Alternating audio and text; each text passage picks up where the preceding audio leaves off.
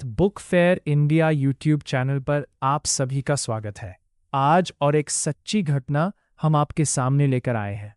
यह घटना मान्यवर काशीराम साहब से जुड़ी हुई है कि किस प्रकार उन्होंने उन तथाकथित अध्यक्षों की पिटाई की जिनको अपने समाज के साथ हो रही घटनाओं की जानकारी भी नहीं थी। तो कहानी को शुरू से शुरू करते हैं। घटना सन 1984 एनपीसीसी कोरबा छत्तीसगढ़ की है।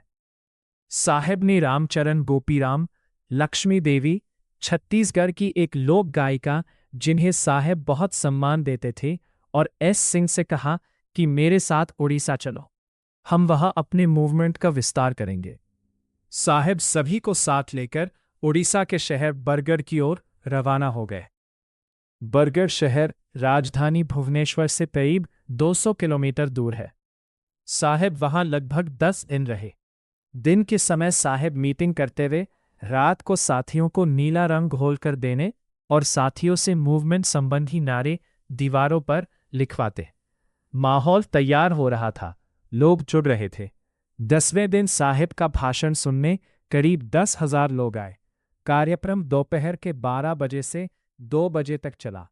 उसके बाद साहेब रेस्ट हाउस में लंच करने चले गए। साहेब अभी लंच करने ही लगे थे कि 5-6 लोग, जिनमें से एक अपने आप को किसी संस्था का ऑल इंडिया प्रेसिडेंट कह रहा था और बाकी ऑल इंडिया जनरल सेक्रेटरी कह रहे थे, साहेब से मिलने पहुंच गए। उन्हें 10 मिनट के लिए प्रतीक्षा करने को कहा गया।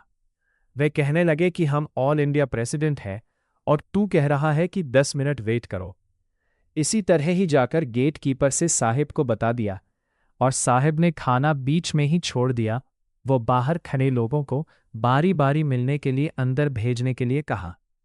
पहले वाला शख्स अंदर पहुंचा।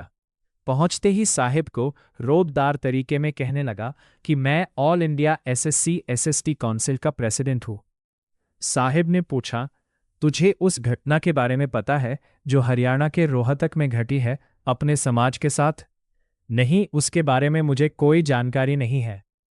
उन्हीं दिनों हरियाणा में एक दलित लड़की के साथ सामूहिक बलात्कार के बाद दोषियों ने बर्बरता की सारी हदें पार करते हुए उसके गुप्तांगों में कंकड़ रोड़े धकेल दिए थे।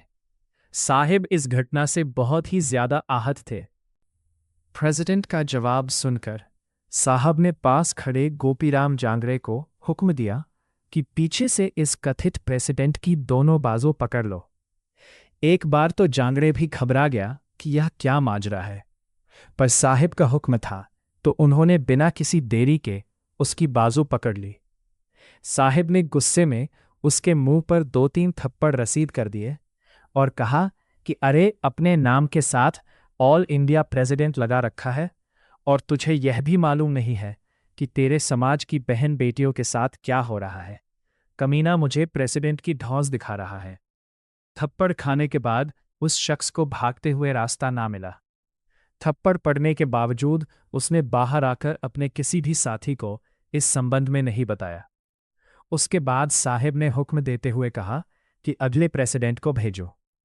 अगले शख्स के अंदर दाखिल होते ही सवाल करते हुए कहा कि तू भी ऑल इंडिया प्रेसिडेंट है? उसने कहा, हाँ जी। फिर साहिब ने उससे पूछा कि फिर तो तुम्हें जरूर पता होगा कि हरियाणा में तेरे समाज की लड़की के साथ क्या हादसा गुजरा। उस शख्स का जवाब था कि कौन सा हादसा, मुझे तो किसी हादसे के बारे में खबर नहीं। इतना सुनते ही साहिब ने गोपीराम जांगड़े को कहा कि इसकी भी बाजू पीछे से पकड़ लो। तो जांगड़े ने बाजुएं पकड़ ली। बस फिर क्या, साहिब ने उसकी भी अच्छी तरह धुनाई कर दी और कहा कि तेरे समाज की बहन बेटी के साथ मुल्क में सामूहिक बलात्कार हो रहे हैं, कत्ल हो रहे हैं और तुझे जरा भी खबर नहीं। तो फिर भी अपने आप को समाज का सुप्रीम लीडर कहलवाता है। दफा हो जा यहां से। ये सुनकर वो धीरे से बाहर निकला और बाहर खड़े साथियों को जाकर कहने लगा कि साहिब मारता बहुत बुरा है, बेहतर यही है यहां से भाग लो। इतना सुन के बाहर खड़े ऑल इंडिया जनरल सेक्रेटरी व और साथियों ने भागने में अपनी भलाई समझी। जिस आदमी को मेरी मूवमेंट में आस्था है वही शामिल हो, क्योंकि भीड़ इकट्ठी करने में मेरी भी कोई दिलचस्पी नहीं है। तो ऐसे थे मान्यवर काशीराम साहब, जिन्होंने पूरी जिंदगी बहुजन समाज को जोड़ने में और बाबा साहब अंबेडकर जी के मिशन मूवमेंट को आगे बढ़ाने में लगा दी।